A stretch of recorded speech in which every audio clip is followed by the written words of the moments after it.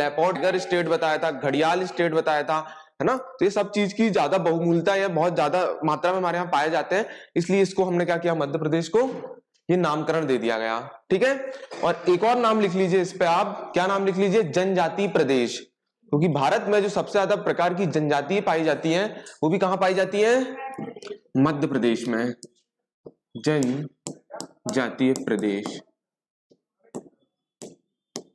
तो ये कुछ इतने नाम है ना। और अभी करंट में तो आपको मैंने कल बता ही दिया था कि घड़ियाल पूछे तो घड़ियाल भी, और अगर लेपर्ड पूछे तो लेपर्ड भी, और अगर गिद्ध भी पूछे तो गिद्ध भी। और कल बात किए थे हमने कहां पे, कौन से राष्ट्रीय उद्यान, पन्ना राष्ट्रीय उद्यान में। ठीक है, तो ये नए नए नाम उनके बनते जाएंगे। ठीक है, चलिए और क्या देख लिए थे हमने, इसकी स्थापना देख ली थी, कब हुई थी इसकी स्थापना बताइए, 1 नवंबर 1956, 1956 में हुई थी। कौन से आयोग से हुई थी, मैंने कल बताया था, फजल अली आयोग, है ना। ये आयोग आया था, कब आया था, 1953 में आया था, 1953 में आया था। ठीक है, मगर इसने अपनी रिपोर्ट कब पेश करी, 1956 में। जब 1956 में इसने अपनी रिपोर्ट करी तब मैंने बताया था कितने राज्य बने थे, 14 राज्य बनाए गए और 6 केंद्र शासित प्रदेश।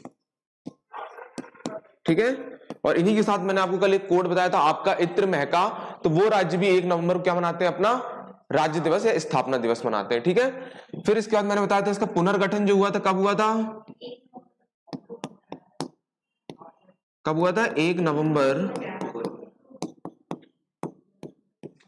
कौन से संविधान संशोधन के तहत, 84वां 84 कॉन्स्टिट्यूशनल अमेंडमेंट था, और 26वां राज्य बना दिया गया था किसको,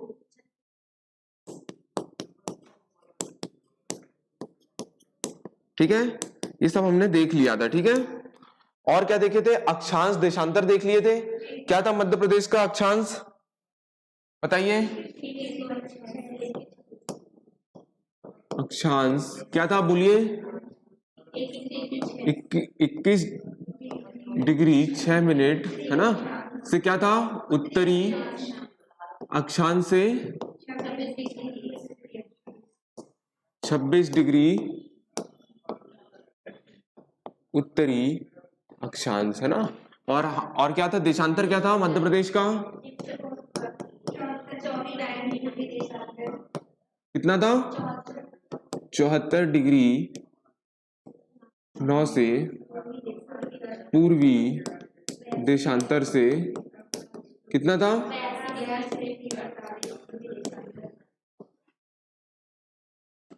पूर्वी देशांतर। ठीक है, और इसी के साथ मैंने आपको भारत का भी बता दिया था, क्या था भारत का, है ना। भारत का अगर अपन देखा जाए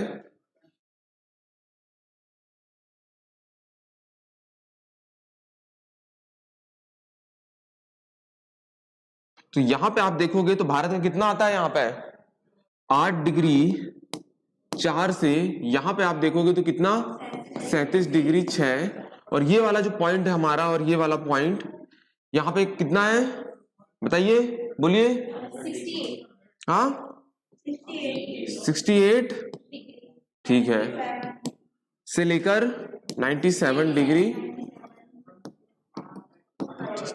ठीक है। ये भारत का क्या था, अक्षांश और देशांतर था, कि पढ़े थे। ठीक है, चलिए यहां तक हमने सब देख लिया था। अब विस्तार देखिए, थोड़ा सा यहाँ पे देख लीजिए, पहले भारत का ही बता दे रहा हूं।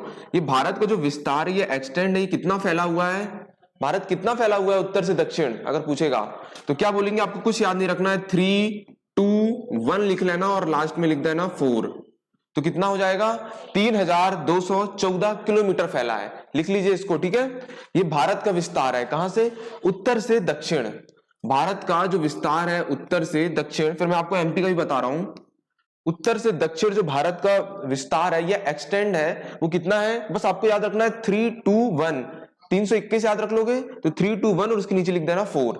ठीक है, और अब उत्तर से दक्षिणी है तो ये बताइए इधर भी होगा, ठीक है, मतलब पश्चिम से पूर्व भी होगा, तो कितना होगा, 29-33 किलोमीटर, समझ में आ रहा है, और ये भी क्या है, किलोमीटर में है।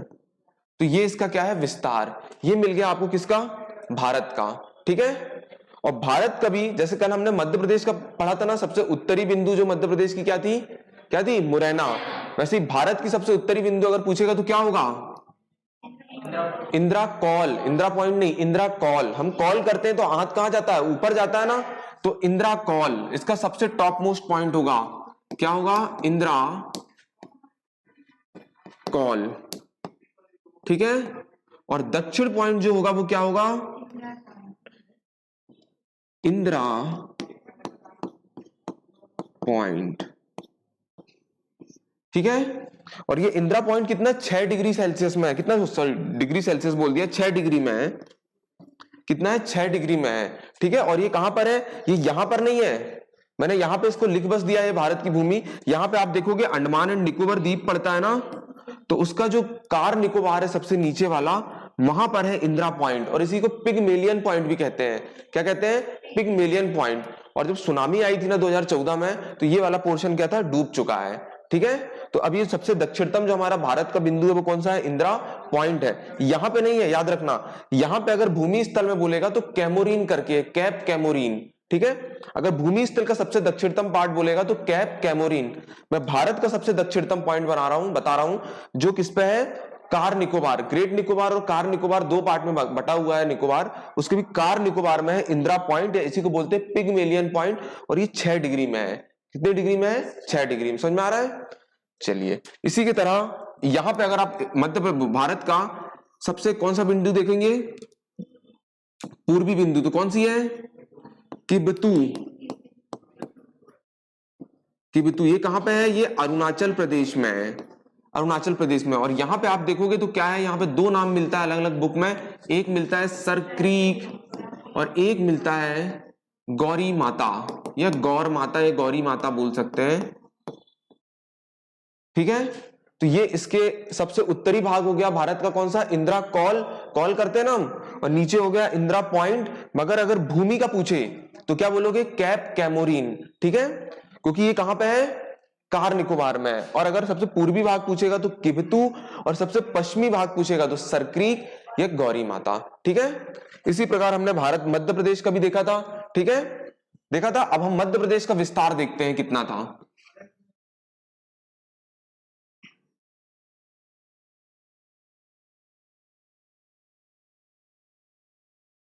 ठीक है, अब मध्य प्रदेश का विस्तार देखिए, जो उत्तरी दक्षिणी विस्तार है, उत्तरी दक्षिण विस्तार, ये हमारा उत्तर हो गया, ये हमारा दक्षिण हो गया, और ये क्या हो गया, पूर्व, और ये पश्चिम, ये पूर्व हो गया और ये पश्चिम पार्ट है, ठीक है। तो अब उत्तरी दक्षिण मध्य प्रदेश भारत का कितना, मध्य प्रदेश का कितना होगा बताइए, लिखते जाइए आप लोग, है ना, विस्तार या एक्सटेंड कहते हैं इसको, कितना है, उत्तर से दक्षिणी। देखिए बस आप लोग को लिखना है 6, और 6 के बाद आता है 0, और 0 के बाद आता है 5।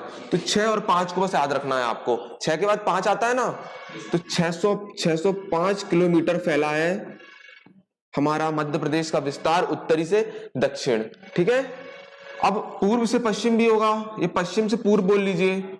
अब यहां पे कितना रखना है, जैसे हमने यहां पे रखा है ना 605, वैसे यहां पे देखिए 8, और 8 के बाद क्या आता है 7, और 7 के बाद 0, तो 870 किलोमीटर है, ठीक है। आया समझ में।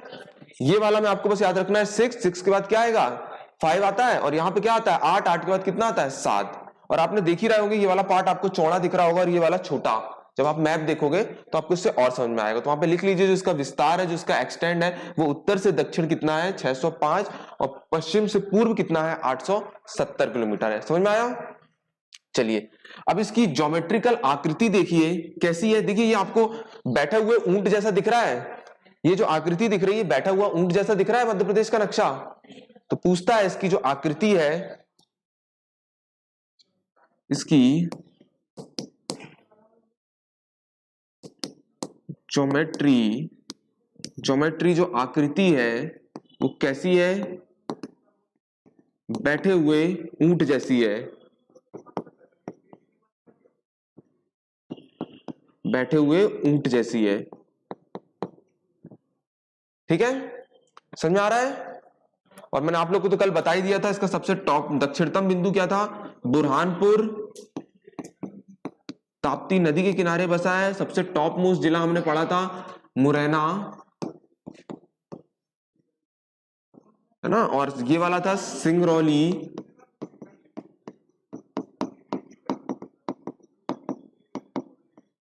अब देखिए यहाँ पे सिंगरौली में रोली आ रहा है ना, तो मारा की गुफाएं, अगर हम किसी को मारते हैं तो वो क्या करते हैं, रोती है। तो याद रखना यहाँ पे मारा की गुफाएं भी है, ठीक है, सिंगरौली में। ये रोली से आप याद रख सकते हो, किसी को मारते हैं तो वो रोती है ना, तो कहां पर है, मारा में। मारा की गुफाएं सिंगरौली में। और ये वाला पार्ट कौन सा था हमारा, अलीराजपुर। चलिए इतना कुछ हमने देख लिया था कल, है ना। समझ में आया, ये विस्तार समझ में आया आप लोग को, आया, ठीक है। ये वाला विस्तार कितना है 605 और ये वाला कितना है 870, ठीक है। चलिए अब देखिए यहाँ पे कितनी, माने मध्य प्रदेश से कितने जिलों से होकर हमारी कर्क रेखा गुजरती है, बताइए। 14। कोई बताएगा कौन कौन सी जिले। कर्क रेखा, कर्क रेखा समझते हो आप लोग, कर्क रेखा मतलब होता है ट्रॉपिक ऑफ कैंसर, है ना। ये भारत के कितने राज्यों से होकर गुजरती है, 8। और मध्य प्रदेश कितने जिले से, वो कौन कौन से जिले से, तो कर्क रेखा पहले लिखिए मध्य प्रदेश के 14 जिलों से होकर गुजरती है, 14 जिलों से होकर गुजरती है।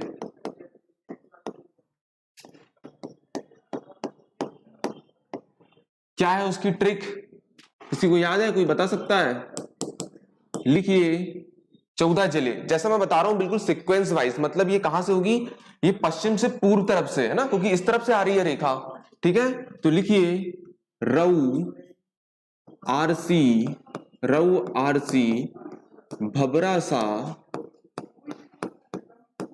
जबदम, जबदम, कटनी, उमरासा, उमरासा। ये कोड है पूरा 14 जिलों का जहां से कर्क रेखा होकर गुजरती है, रऊ, आरसी, भबरासा, जबदम, कटनी, उमरासा। ये सीक्वेंस है, वहां से जिले आ रहे हैं, किधर से, पश्चिम से पूर्व की साइड आ रहे हैं, ठीक है। तो रा से जो आता है क्या आएगा, रतलाम। जो आप आकाश नमकीन खाते हैं वो यहीं पे बनता है, ठीक है। जो अंगूर का रिसर्च सेंटर है वो भी भारत मध्य प्रदेश का कहां पे है, रतलाम, ठीक है। दूसरा आता है बहुत इंपॉर्टेंट जिला उज्जैन, ठीक है, महाकाल की नगरी है ये, है ना, क्षिप्रा नदी के किनारे बसा हुआ है, ठीक है। और आ से क्या है, आगर मालवा। ये मध्य प्रदेश का 51वां जिला था, है ना।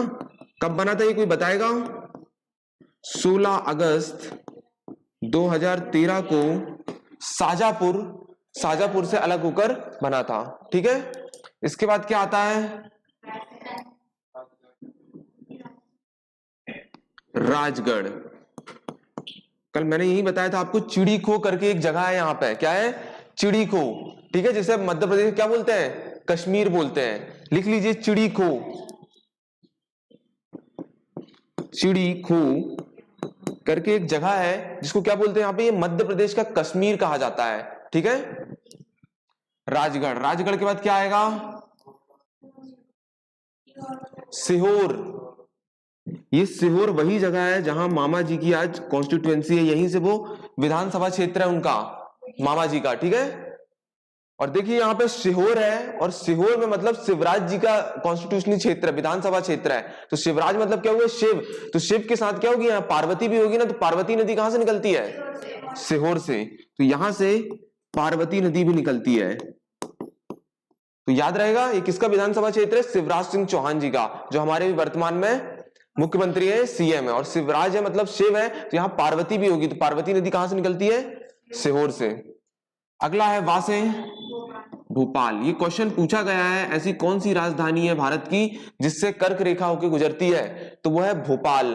किसने बसाया था भोपाल, बताइए। हाँ, देखिए भोपाल की स्थापना करते हैं राजा भोज, जो परमार वंश के थे। मगर जो आधुनिक भोपाल की स्थापना करते हैं वो एक अफगानी थे, कौन, दोस्त मोहम्मद खां। क्वेश्चन ऐसे ही आता है, वास्तविक संस्थापक या आधुनिक भोपाल की स्थापना कौन करते हैं, दोस्त मोहम्मद खां। और जबकि भोपाल की स्थापना कौन करते हैं, राजा भोज जो परमार वंश के थे। ठीक है, मैं बताऊंगा बाद में इनके नवाबों आ गए, फिर बेगम की बात आ गई, तो जब हम भोपाल पढ़ेंगे तब इसको बताऊंगा मैं आपको ना। तो ये क्वेश्चन आया हुआ है, कौन सी एक राजधानी है जिससे कर्क रेखा होकर गुजरती है, तो वो कौन है, मध्य प्रदेश की राजधानी भोपाल। ठीक है, इसके बाद एक आता है विदिशा। ये वही विदिशा है जहां से कौन चुनाव लड़ती थी, सुषमा स्वराज जी, जो विदेश मंत्री थी, पहली महिला। ठीक है, और याद रखना वो दिल्ली की पहली सीएम भी थी। ठीक है, दिल्ली की पहली सीएम रह चुकी है, शीला दीक्षित बाद में आई है। दिल्ली की पहली सीएम बनी थी कौन, सुषमा स्वराज, और हमारे यहां से विदिशा से थी वो। ठीक है, यहां से चुनाव लड़ती थी। ठीक है, और विदिशा से ही एक बहुत बड़े व्यक्ति थे जिनका नाम है कैलाश सत्यार्थी, लिख लीजिए। यहीं से कौन है, कैलाश सत्यार्थी जी। क्या करते हैं ये, बचपन बचाओ आंदोलन इनका कब आया था, बचपन बचाओ आंदोलन इनके द्वारा चलाया गया था। ठीक है, ठीक है, किसके द्वारा, कैलाश सत्यार्थी जी का। कब आया था बचपन बचाओ आंदोलन, 1980 की 1985, बताइए कब आया था, 1980 में आया था। और ये कैलाश सत्यार्थी जी को 2014 में शांति का नोबेल प्राइज भी मिला है, इनको और मलाला यूसुफजई को। तो यूसुफजई को जो नोबेल प्राइज मिला ना, वो सबसे कम उम्र की महिला है। ठीक है, और हमारे यहां से विदिशा से रहने वाले हैं कैलाश सत्यार्थी जी, इनको भी मिला है। ठीक है, और विदिशा चनों के लिए सबसे ज्यादा फेमस है। अगर मध्य प्रदेश में सबसे ज्यादा चना कहीं होता है तो कहां होता है, विदिशा में होता है। उदयगिरी की गुफाएं कहां पे है, विदिशा में है। ठीक है, चलिए जब हम विदिशा पढ़ेंगे तब सब पढ़ेंगे, बस लिखते जाइए। भी जो जिले बता रहा हूं यहां से सब कर्क रेखा होकर गुजर रही है। अगला है रायसेन, ये भी भोपाल संभाग में आता है ना। यहाँ पे रायसेन का किला भी है। शेरशाह सूरी ने यहाँ पे आखिरी युद्ध लड़ा था 1545 में, और यहाँ पे फारस का पत्थर भी मिलता है ना। आप लोग कभी रायसेन से गुजरोगे तो पहाड़ी के ऊपर बसा है ये पूरा महल रायसेन में। ठीक है, और सांची आपने जो यूनेस्को में शामिल है, कब शामिल है सांची यूनेस्को में, हाँ 1989 में शामिल है, तो वो भी यहाँ पे रायसेन में ही आती है। ठीक है, चलिए इसके बाद क्या है, सागर। इसे भारत मध्य प्रदेश का स्विट्जरलैंड भी कहते हैं सागर को। ठीक है, धमोनी उर्स का मेला यहाँ पे लगता है, और अभी ये वर्तमान में मध्य प्रदेश का केंद्र बिंदु है, कौन, सागर। ठीक है, अगला लिखिए, जा से क्या है, जबलपुर। जाबली ऋषि ने बसाया था जबलपुर। ठीक है, इसके बाद दा से लिखिए, पीतल नगरी कहते हैं इसको, दमोह। और अभी करंट से आप इसको जोड़ सकते हैं, दमोह में अभी क्या चल रहा था, पंच कल्याण महोत्सव मनाया जा रहा था, पंच कल्याण गजरात महोत्सव। लिख लीजिए, ये जैनों का तीर्थ स्थल है, यहां पे कुंडलपुर, बांदकपुर, इनको पवित्र नगरी भी घोषित किया गया। अभी 10-15 दिन ही हुए हैं, और यहाँ पे एक पंच कल्याणक गजरात महोत्सव मनाया गया है। बहुत बड़ा उत्सव चल रहा था, ये लिख लीजिए, करंट है, पंच कल्याणक गजरात महोत्सव ये मनाया गया है। ठीक है, और यहीं पे अभी हमारे मामा जी ने कुंडलपुर और बांदकपुर को पवित्र नगरी घोषित किया है। ठीक है, समझ में आ रहा है। बड़े बाबा का मंदिर भी यहीं पर है, और दमोह को पीतल नगरी के नाम से भी जाना जाता है। सब लिख लीजिए। और ये किस धर्म से संबंधित है, जैन धर्म से संबंधित है। ठीक है, कुंडलपुर। ठीक है, चलिए दमोह के बाद लिखिए चूना नगरी कटनी। इसको लिख लीजिए, का से कटनी, तो आपको समझ में ही आ रहा होगा, का से कटनी। ठीक है, आ रहा है। ये कटनी नदी के किनारे है, मगर कई बार पूछ लेता है, और ये चूना नगरी से नाम से जाना जाता है। ठीक है, स्टोन पार्क भी बोलते हैं, यहां पे क्या है, एक स्टोन पार्क भी बन रहा है। ठीक है, तो सब लिख लीजिए, कटनी से कटनी लिख लीजिए, कटनी नदी के किनारे ही बसा है। ठीक है, यह कई बार क्वेश्चन भी आ जाता है, केन नदी, कटनी क्या वहां पे छोटी नदी है, पर आपको क्वेश्चन मिलता है कटनी किस नदी के किनारे बसा है, तो आप केन नदी बोल सकते हैं। और का आ रहा है मतलब ये कहां से, कैमूर पर्वत से निकलती है। ठीक है, जो विंध्याचल का एक पार्ट है। ठीक है, तो लिख लीजिए, और इसे चूना नगरी बोलते हैं, स्टोन पार्क यहीं पर है। लिख लीजिए। स्टोन पार्क कहां पे बन रहा है? कटनी में, और एक ग्वालियर में भी बन रहा है, पर यहां पे बहुत बड़े स्तर पर बन रहा है। अगला लिखिए उमरिया,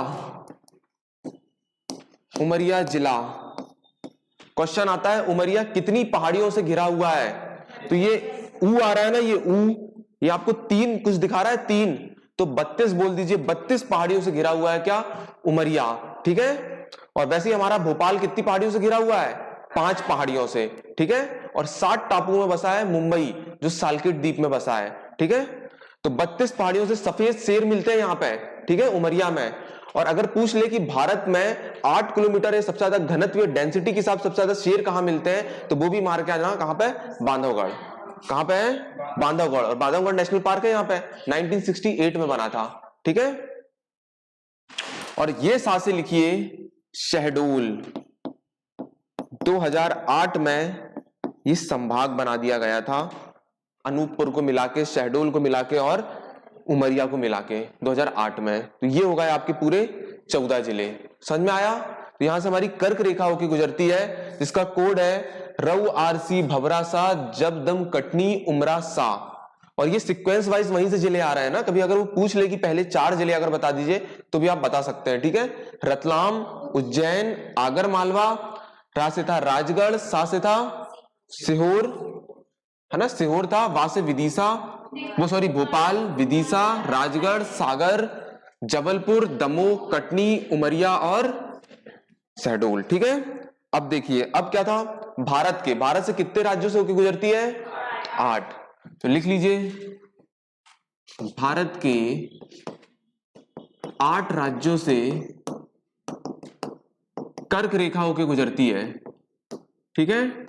और ये पता है कितनी डिग्री में पृथ्वी पर स्थित है? 23.5 डिग्री में। मैंने बताया था ना कि भूमध्य रेखा के 23.5 डिग्री में कर्क रेखा, मतलब ट्रॉपिक ऑफ कैंसर, और इसी 23.5 डिग्री में नीचे में ट्रॉपिक ऑफ कैप्रिकॉर्न या मकर रेखा, वहां पे ये सिचुएटेड है, ठीक है।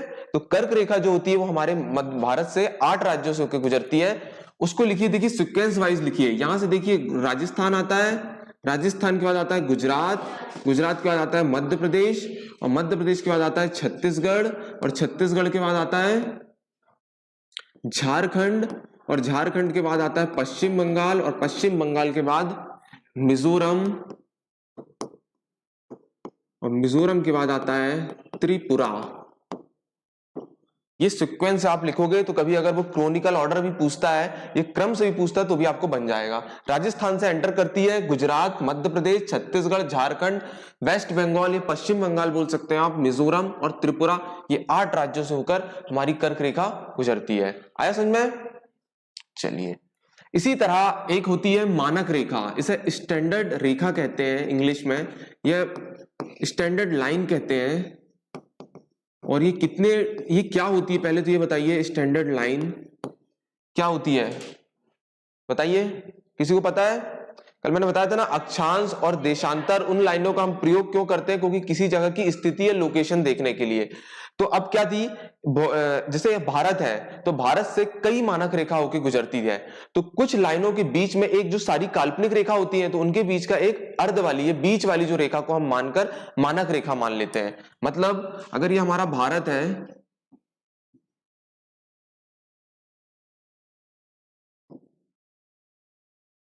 अब यहां से क्या ढेर सारी रेखाएं गुजर रही हैं, ठीक है। तो ऐसी ढेर सारी रेखाएं गुजर रही हैं, तो इन्हीं के लिए अब भारत में क्या सब रेखा को मानेंगे तो अलग अलग टाइम मिलेगा हमें, इसलिए हमने एक स्टैंडर्ड टाइम मान लिया है भारत का, और उसी को बोल दिया गया है मानक रेखा। तो जो एक स्टैंडर्ड लाइन मान लेते हैं ना, सभी लाइनों के बीच की जो एक बिल्कुल बीचों बीच वाली, इसे मध्याह्न रेखा भी कहते हैं, या प्राइम मेरिडियन भी कह सकते हैं आप। तो ये 82.5 डिग्री होती है, ठीक है। तो पूछेगा भारत की मानक रेखा कौन सी है, कितनी डिग्री है, तो क्या बोलोगे आप? 82.5 डिग्री, ठीक है। समझ में आ रहा है? तो पूछा जाता है, ये भारत की लिख लीजिए, भारत की ये मानक रेखा, भारत की हो गई, मतलब मध्य प्रदेश की भी हो गई भाई। पूरे मध्य प्रदेश में जो भारत में टाइम देखा जाएगा वो इसी रेखा से बनाया जाता है, ठीक है। जो इंग्लैंड से ग्रीनविच जो सेंटर बनाया ना 0, वहां से 5.5 घंटा आगे, ठीक है। तो कितनी है? 82.5, ठीक है। तो ये भारत की हो गई। अब ये बताइए भारत में कहां से होकर गुजरती है? हाँ, एक इलाहाबाद के पास मिलेगी, है ना, इलाहाबाद के पास एक जगह है नैनी, यहां से होकर ये गुजरती है, और ये यहां से होकर गुजरती है ये भारत से। अब ये देखिए हमारे मध्य प्रदेश से भी होकर गुजरती है, इसलिए मैं आपको बता रहा हूं ये। अब ये तो हो गई भारत से, अगर आपको भारत से पूछेगा कहां से गुजरती है तो इलाहाबाद, ये इलाहाबाद कभी नाम दिया था अकबर ने, आजकल इसका नाम चेंज कर दिया गया है। क्या कर दिया गया बताइए?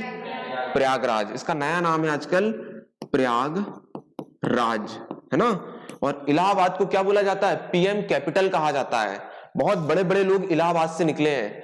अमिताभ बच्चन जी जो है उनका जन्म है इलाहाबाद में, ठीक है, यहीं पे उनकी काफी पढ़ाई हुई है। वैसे उनका जो मेन गांव था वो बाबूपट्टी था, मगर इलाहाबाद उनकी जन्मभूमि है। इंदिरा गांधी जी यहीं है, सुभद्रा कुमारी चौहान यहीं के हैं, हॉकी के जादूगर कहे जाने वाले ध्यानचंद जी यहीं है, तो पंडित जवाहरलाल नेहरू, मोतीलाल नेहरू, इनका सबका जन्म इलाहाबाद में हुआ, और यहाँ से बहुत सारे पीएम बने हैं देश में, इसलिए इसको कहते हैं पीएम कैपिटल, ठीक है। और यहाँ पे कुंभ भी लगता है गंगा जमुना और सरस्वती के कन्फ्लुएंसेस में, ठीक है, उनका संगम में। समझ में आ रहा है?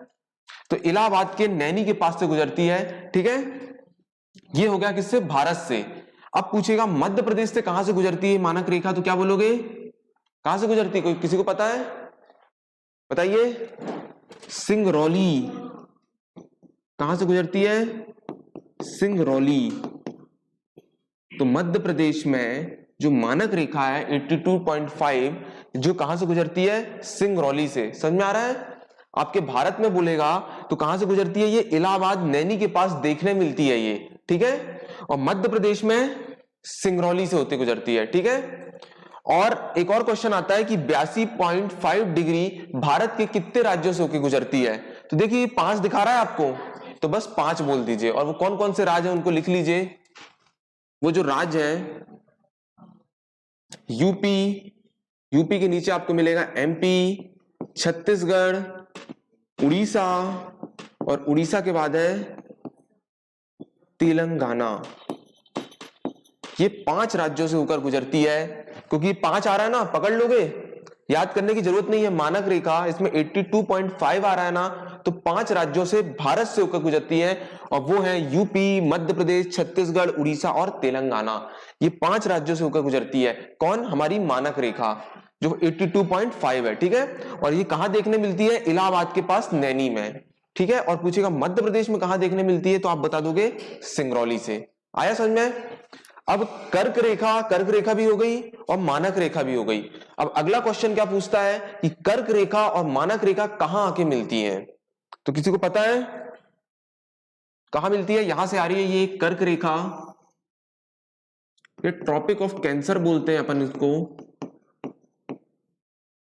ठीक है। और ये आ रही है अपनी मानक रेखा, ये स्टैंडर्ड लाइन, और ये कहां आके मिलती है? किसी को पता है? बताइए कहां की मिलती है? यही मैंने बताया नहीं, 15 राज्यों से 5 राज्य से होकर गुजरती है, और ये कितने राज्यों से? 8 राज्य से होकर गुजरती है, और मध्य प्रदेश के 14 जिले से, ठीक है। याद रहेगा, सब बता दिया हूं आपको। ये दोनों आके कहां मिलती है? बताइए कहां मिलती है?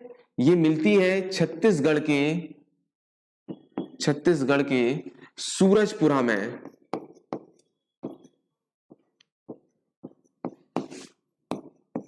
वहां पे आके एक दूसरे को काटती है।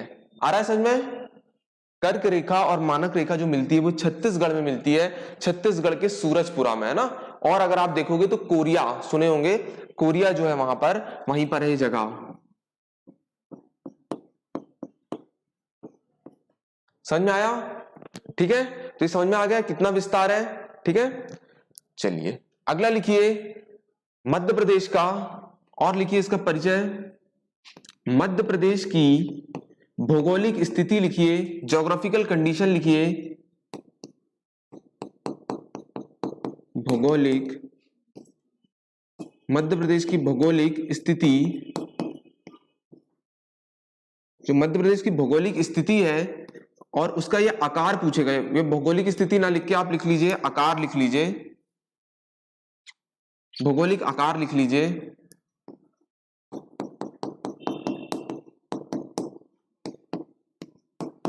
ज्योग्राफिकल शेप लिख लीजिए मध्य प्रदेश का, तो कैसा है कोई बताएगा कैसा है? मैंने अभी इसको बताया था, एक उसकी ज्योमेट्री आकृति कैसी है ऊंट की तरह बैठी है। अब भौगोलिक आकार अगर पूछेगा तो आयतकार है, रेक्टेंगुलर जैसा है। ये क्वेश्चन आया है, ठीक है, क्या है, आयतकार है। आयतकार मतलब रेक्टेंगुलर, ठीक है, समझ में आ रहा है। ये मध्य प्रदेश की भौगोलिक आकार बोल दिए। और इसी तरह अगर भारत का भौगोलिक आकार पूछ लेगा तो कैसा है, चतुष्कोणीय है ना, क्वाड्री एंगुलर है, लिख लीजिए उसको भी। भारत का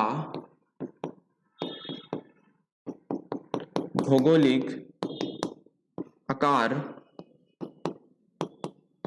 कहता है कैसा है, चतुष्कोणीय है, क्वाड्री एंगुलर है, ठीक है, क्वाड्री एंगुलर है, ठीक है। भारत में आपको देखना पड़ेगा, 4 महानगर है ना, कुछ इस टाइप के दिखेंगे आपको, ठीक है, तो इसको चतुष्कोणीय बोल दिए, क्वाड्री एंगुलर बोल दिए, ठीक है। तो ये उनका क्या हो गया, आकार हो गया, ठीक है। चलिए अगला लिखिए, मध्य प्रदेश में नर्मदा नदी कितने जिलों से होकर गुजरती है,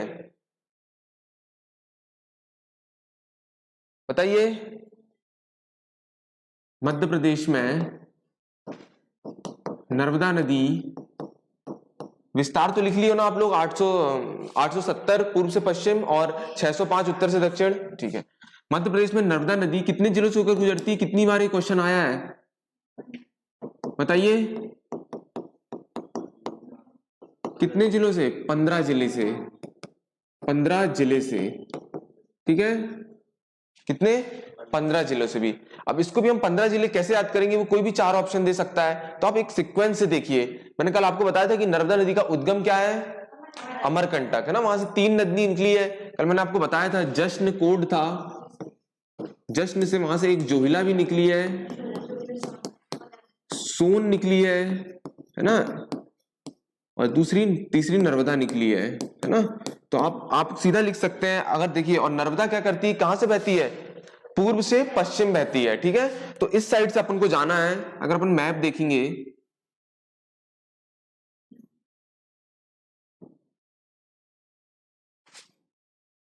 मतलब नर्मदा का जो फ्लो है वो इधर से जाएगा, ठीक है, इस साइड से। तो यहां से निकलती है, सबसे पहले आप डिस्ट्रिक्ट लिख सकते हैं, यहां पे कहां पे, अनूपपुर, ठीक है, मैं यहां पे लिख दे रहा हूं, अनूपपुर लिख सकते हैं, है ना, अनूपपुर से निकलती है। पुष्पराजगढ़ अमरकंटक की तहसील है, वहां से निकलती है ना। बहुत पहले ये मंडला में आता था, फिर शहडोल चला गया, हमारा अभी वर्तमान में ये अनूपपुर डिस्ट्रिक्ट में आती है, ठीक है। जो अमरकंटक है वो कहां पे आता है, अनूपपुर डिस्ट्रिक्ट में आता है, ठीक है। तो अनूपपुर से निकली, अनूपपुर से बाद कहां पहुंची, डिंडौरी, डिंडौरी से कहां पहुंची, डिंडौरी के बाद अगला जिला आप देखोगे मैप में तो क्या मिलेगा, मंडला, मंडला से कहां जाएगी, जबलपुर, और जबलपुर से कहां जाएगी, नरसिंहपुर, नरसिंहपुर से आप देखोगे होशंगाबाद जाती है,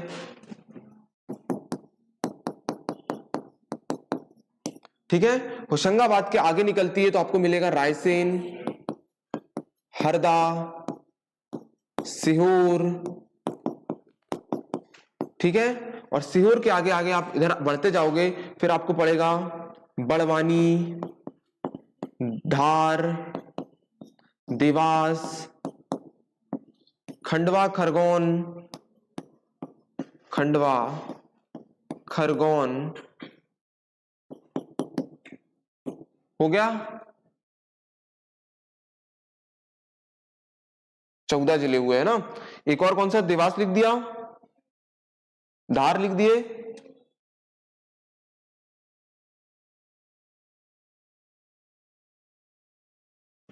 एक कौन सा जिला बच गया हमारा, अलीराजपुर, है ना, अलीराजपुर से आगे निकलती है ये हमारे। तो आप ये सीक्वेंस से याद रखोगे तो आपको याद हो जाएगा, ठीक है, क्योंकि ये इसका मेन जो उद्गम है, इसका ओरिजिन है वो कहां से है, अनूपपुर से है। अनूपपुर के बाद ये आप लोग देखे होंगे डिंडौरी जाती है, डिंडौरी के बाद मंडला, जबलपुर, नरसिंहपुर, होशंगाबाद, रायसेन, हरदा, सीहोर, बड़वानी, धार, देवास, खंडवा, खरगोन, अलीराजपुर, और यहाँ पे अलीराजपुर पड़ता है और यहाँ से गुजरात में एंटर कर देती है। समझ में आ रहा है ये, ठीक है। तो ये अगर पूछेगा तो कितने, 15 जिले से होकर गुजरती है, और कर्क रेखा 14 जिले से होकर गुजरती है। समझ में आ रहा है। चलिए अगला लिखिए, और क्या बचा है हमारा परिचय में, हाँ अब बचा है, ये बताइए मुझे कि हमारा राजकीय पशु कौन, क्या है, राजकीय पशु या स्टेट एनिमल क्या है, बताइए। बारहसिंगा, सिंगा, ठीक है। ये ऐसे इंग्लिश में भी आप लिख सकते हैं स्टेट एनिमल, इसे स्वाप डियर कहते हैं, ठीक है, बारहसिंगा को। और कौन सा बारहसिंगा? बा आ रहा है ना, तो देखिए इसको आप जोड़िए, बा से मैं इसलिए जोड़ रहा हूं, बा से बालाघाट भी, क्योंकि हमारा कान्हा बालाघाट में भी बहुत फैला हुआ है, तो बा से याद रखिए, तो कान्हा में मिलता है। और बा आ रहा है ना, तो ब्रेडरी जाति, ब्रेडरी जाति का ये दुनिया में एकमात्र ऐसा बारहसिंगा है जो कान्हा में पाया जाता है, और इसी को हमने क्या बनाया है? राजकीय पशु, स्टेट एनिमल, ठीक है। कौन सी? ब्रेडरी जाति का बारहसिंगर, है ना। और इसका एक वैज्ञानिक नाम भी है, क्या? रुजवर्स डुआवेली, रुजवर्स डुआवेली, ठीक है, बारहसिंगा, ठीक है। ब्रेडरी जाति का एकमात्र कहां पाया जाता है? ये कान्हा में। और कान्हा जो है वो मंडला में भी फैला है और बालाघाट में भी फैला है। मुक्की और खटिया गेट आपको मंडला में दिखेंगे, और उसका जो एक गेट है वो आपको कहां मिलेगा? बालाघाट में, ठीक है। तो बा से आपको जोड़ना है, तो बालाघाट से ब्रेडरी जाति का, या इंग्लिश में से स्वाप डियर कहते हैं, और ये कान्हा में मिलता है। और इसी को, इसका जो वैज्ञानिक नाम है लिख लीजिए, रुजवर्स डुआवेली। और बारहसिंगा हमारे यहाँ का राजकीय पशु है। तो एक और राज्य है जहां का बारहसिंगा राजकीय पशु है, वो कौन है? यूपी। और इस साल अभी वहां पे चुनाव हो रहा है ना, तो इंपॉर्टेंट है, तो वहां पे साइड में लिख लीजिए, ये यूपी का भी राजकीय पशु है बारहसिंगा, ठीक है। अब एक और लिखिए, राजकीय पक्षी, राजकीय पक्षी या स्टेट बर्ड,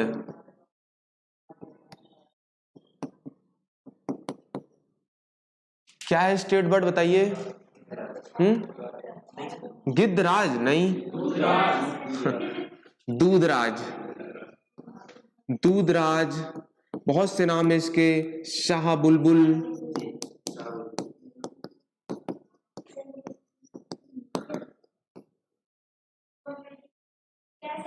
रुजवर्स डुआवेली, इसका क्या नाम है? इसका जो साइंटिफिक नेम है, वैज्ञानिक नेम है, वो इसका नाम है, ठीक है, रुजवर्स डुआवेली, ठीक है। और जो हमारा राजकीय पक्षी है वो कौन सा है? दूधराज, शाह बुलबुल, और इसका वैज्ञानिक नाम है पैराडाइज फ्लाई कैचर। क्या है? पैराडाइज फ्लाई कैचर, ये इसका साइंटिफिक नेम है, या आप बोल सकते हैं इसको, क्या ये? पैराडाइज फ्लाई कैचर, ठीक है, इसका साइंटिफिक है, वैज्ञानिक नेम, ठीक है। राजकीय पक्षी और राजकीय पशु, ठीक है, समझ में आया? अब ये देखिए, इन दोनों को हमने कब अपनाया था, कब घोषणा की थी कि हमने राजकीय पशु और राष्ट्रीय पक्षी की, कब की थी बताइए? ये समय था 1981 का, जब हमने अपने राज्य की स्थापना के 25 वर्ष मनाए थे, ठीक है। और 25 वर्ष मनाए थे, इसलिए हम इसको क्या बोल दिए थे? Silver jubilee. तो हमारे राज्य के जब 25 वर्ष हो गए थे, तो हमने एक महोत्सव मनाया था जिसका नाम है सिल्वर जुबली, ठीक है। 1956 से 1981, 25 साल ही तो हो रहा है। तो इसी में हमने घोषित किया गया था कि ये हमारे, घोषणा हुई थी, है ना, कि ये हमारे राजकीय पशु और राष्ट्रीय पक्षी होंगे, ठीक है, समझ में आया? चलिए लिख लीजिए। अच्छा, इसको एक और नाम से बोला जाता है, सारस और क्रोंच भी लिख सकते हैं आप, है ना। नहीं, ठीक है, सारस अलग है, ठीक है। दूधराज, साहे बुलबुल, सारस क्रोंच यूपी का है ना। दूधराज, साहे बुलबुल, और इसका जो वैज्ञानिक नाम है वो क्या है? पैराडाइज फ्लाई कैचर, ठीक है, समझ में आया? चलिए, हो गया, लिख लिए। अगला लिखिए, और क्या होता है? हो गया, लिख लिए ना आप लोग? चलिए अगला लिखिए। हाँ, राजकीय पुष्प या स्टेट फ्लावर कौन सा है? कौन sea lily? State flower. Bharat का बताएगा कोई, कौन सा है भारत का राष्ट्रीय पुष्प? लोटस है, कमल है, ठीक है। क्या है? सफेद लिली है, सफेद लिली या व्हाइट लिली बोल सकते हैं आप।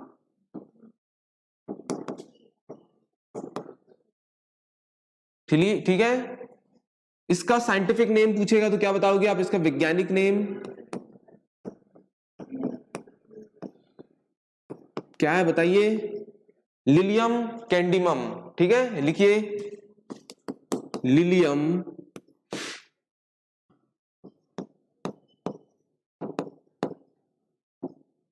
ठीक है, सफेद लिली है, ठीक है। चलिए, और क्या होता है? राजकीय फल कौन सा है हमारा?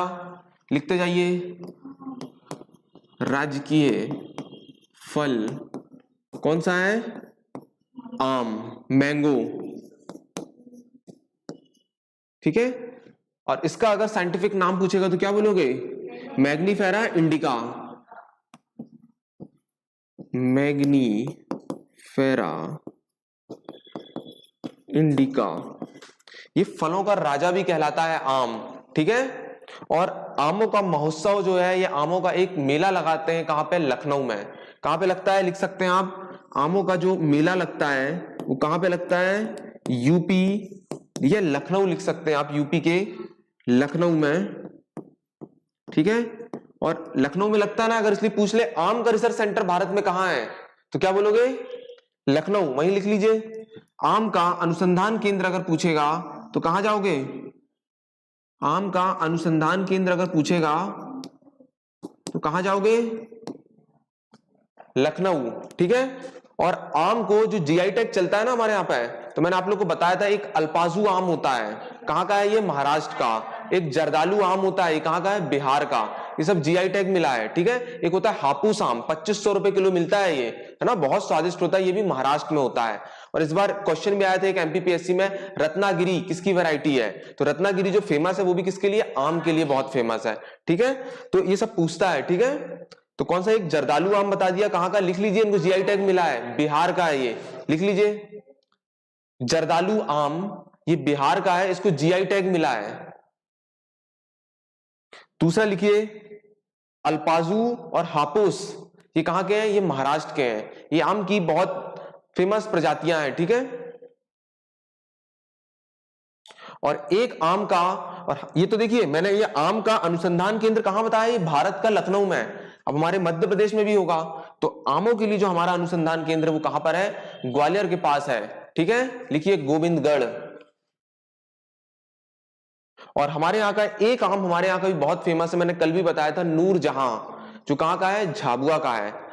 3-4 किलो का एक आम होता है, सब लिख लीजिए वहीं पे।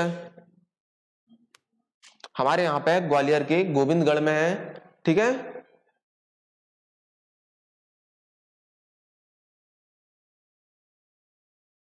आया समझ में? तो आमों का मेला कहां लगता है? यूपी में लगता है, ठीक है। और हाँ, इसका भारत में अनुसंधान केंद्र कहां पे है? लखनऊ में। और हमारे यहाँ पे कहां पे है? ग्वालियर में है, गोविंदगढ़ में। आया समझ में? चलिए, और अल्पाजू आम कहां का फेमस है? महाराष्ट्र का। हापुस कहां का फेमस है? महाराष्ट्र का। और जर्दालू कहां का फेमस है? बिहार का, ठीक है। चलिए, राष्ट्रीय फल हो गया। और क्या होता है? राजकीय मछली कौन सी है, कोई बताएगा? राजकीय मछली, बस। तो आपको जोड़ना है ये माँ, माँ आ रहा है तो माँ से आप जोड़ लीजिए क्या? महाशीर, महाशीर, माँ से माँ जोड़ लोगे, ठीक है। और ये इसको कब घोषणा की गई थी? 2011 में। कब घोषित किया गया था? सॉरी,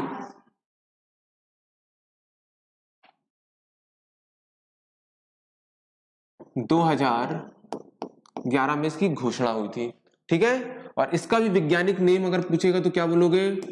टॉरप्यूटीरा, ये इसका वैज्ञानिक नेम होता है, ठीक है। इसी प्रकार हमारा क्या होता है? अच्छा, ये तो राजकीय मछली हो गया। अगर अपन को राष्ट्रीय मछली पूछ लेगा तो कौन सी है?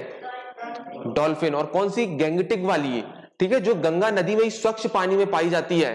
ठीक है, समझ में आ रहा है। 5 अक्टूबर 2009 को घोषित किया गया था, इसलिए भारत डॉल्फिन दिवस मनाते हैं कब? 5 अक्टूबर में। लिख लीजिए यहीं पे, राष्ट्रीय मछली, ये राष्ट्रीय जलीय जीव करके लिख लीजिए, वो ज्यादा अच्छा है। जलीय जीव से पूछता है,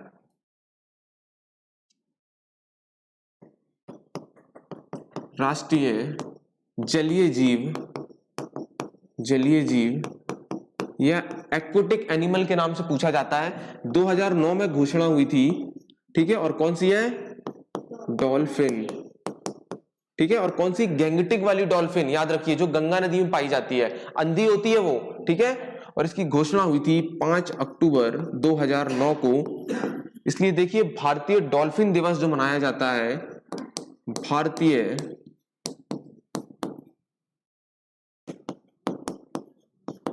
भारतीय डॉल्फिन दिवस कब मनाते हैं? 5 अक्टूबर को। ठीक है, मगर राष्ट्रीय डॉल्फिन दिवस अगर पूछ ले, राष्ट्रीय डॉल्फिन दिवस अगर पूछ ले तो क्या बोलोगे? बाबा जी अंबेडकर का जिस दिन जन्म हुआ था ना, 14 अप्रैल, उस दिन मनाते हैं। ये समझिए, अगर भारतीय डॉल्फिन दिवस अगर पूछ ले तो क्या बोलोगे? 5 अक्टूबर। मगर अगर राष्ट्रीय डॉल्फिन दिवस अगर पूछेगा तो 14 अप्रैल। समझ में आ रहा है? और इसी दिन अंबेडकर जी का जन्म हुआ था 14 अप्रैल 1891 में। ठीक है, आपके यहीं से हुआ था, मऊ से। ठीक है, चलिए, हो गया। अगला लिखिए, राजकीय नृत्य। कौन सा? ये राष्ट्रीय डॉल्फिन दिवस 14 अप्रैल को मनाया जाता है। नेशनल डॉल्फिन डे 14 अप्रैल। ठीक है, और ये है भारतीय डॉल्फिन दिवस, क्योंकि इस दिन घोषणा हुई थी ना, तो क्वेश्चन ऐसे ही आते हैं, भारतीय डॉल्फिन दिवस, तो आप 5 अक्टूबर बोलिए। ठीक है, चलिए अगला लिखिए, क्या?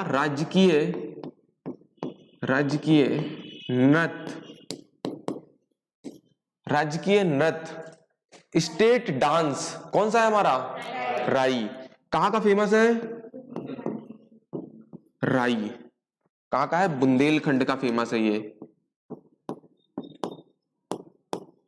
जो अपना सागर दमोह वाला क्षेत्र है ना, वो मुक्ता बुंदेलखंड का क्षेत्र, ये वाला पोर्शन लगता है, और कुछ यूपी का भी आता है। ऐसा नहीं कि सिर्फ हमारा वाला क्षेत्र लगता है, वो वाला क्षेत्र भी लगता है। ठीक है, चलिए, तो ये हो गया स्टेट डांस, राई बुंदेलखंड का फेमस है। अब एक और पूछता है, राजकीय या स्टेट नाट्य ड्रामा, स्टेट ड्रामा कौन सा है? माज। और मां आ रहा है ना, तो ये कहां पे मनाया जाता होगा? भारत, मध्य प्रदेश का एक क्षेत्र है मालवा, तो मां से मां जोड़ दीजिए, तो मालवा क्षेत्र में प्रचलित है ये। आ रहा है समझ में? आया आप लोग को समझ में? इसको बस मां से मां जोड़ लीजिए तो महाशीर हो जाएगा, और महाशीर से मतलब 2011 में। और टॉर प्यूटेरा इसका क्या वैज्ञानिक या साइंटिफिक नेम है। अगर राष्ट्रीय जलीय जीव पूछे हमारे भारत की, तो 2009 में घोषित किया गया था, वो है डॉल्फिन, और कौन सी? जो गंगा नदी में पाई जाती है। एक और क्वेश्चन पूछा जाता है कि बिहार में इस डॉल्फिन को क्या बोला जाता है, तो सूर बोला जाता है, सूर। ठीक है, और एक डॉल्फिन परियोजना भी आई थी, डॉल्फिन संरक्षण योजना भी आई थी 1986 में, और 5 अक्टूबर 2009 को इसकी घोषणा हुई थी, इसलिए इसको भारतीय डॉल्फिन दिवस मनाते हैं। और 14 अप्रैल को क्या मिलाएगा? राष्ट्रीय डॉल्फिन दिवस मनाते हैं। और राजकीय नृत्य अगर पूछेगा तो राई होता है बुंदेलखंड में, और राष्ट्रीय नाट्य पूछेगा तो माज, मालवा में मनाते हैं। ठीक है, चलिए, और क्या बचा? राजकीय खेल।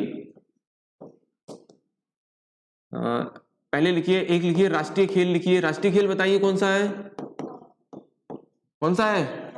हॉकी है ना, ये हॉकी है, ये भारत का हो जाएगा। ठीक है, और हमारे मध्य प्रदेश का पूछेगा राजकीय खेल मध्य प्रदेश का, तो क्या होगा बताइए? मलखम।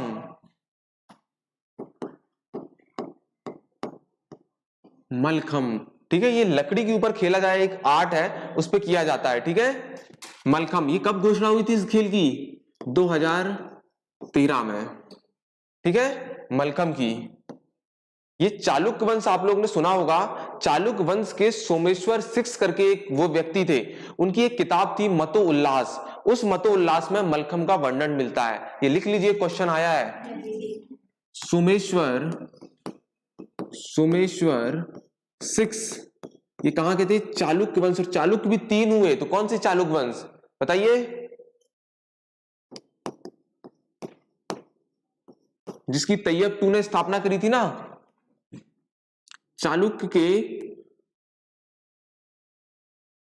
चालुक्य वंश था ना, उस वंश के कौन थे? सोमेश्वर 6। कौन थे? सोमेश्वर 6। उनकी एक किताब थी, कौन सी? मतो उल्लास।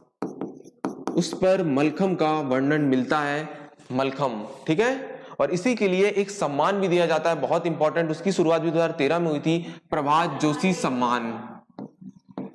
प्रभात जोशी सम्मान दिया जाता है। और कोई बताएगा भी 2021 का लेटेस्ट किसको मिला है? किसको मिला है? वैष्णवी कहार को।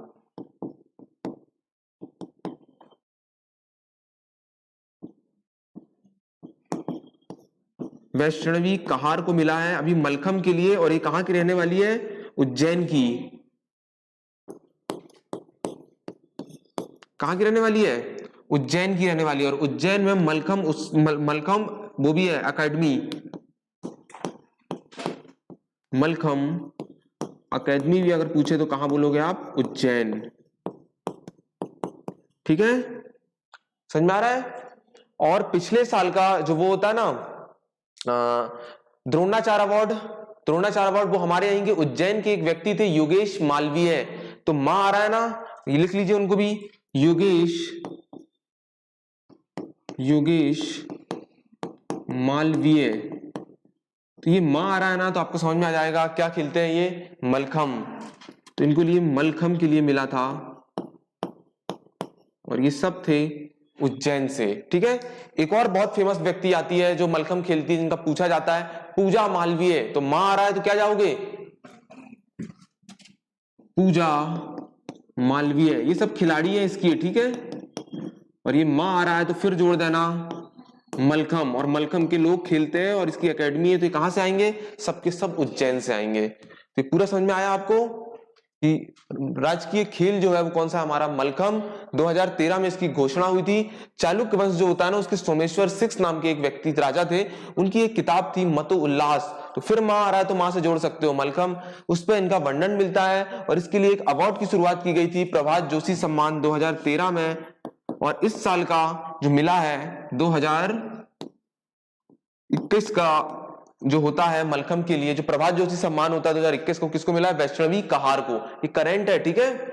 इसके बाद मलखम अकेडमी कहां पे है? उज्जैन में। योगेश मालवीय के लिए, मलखम के लिए इनको मिला था द्रोणाचार्य अवार्ड।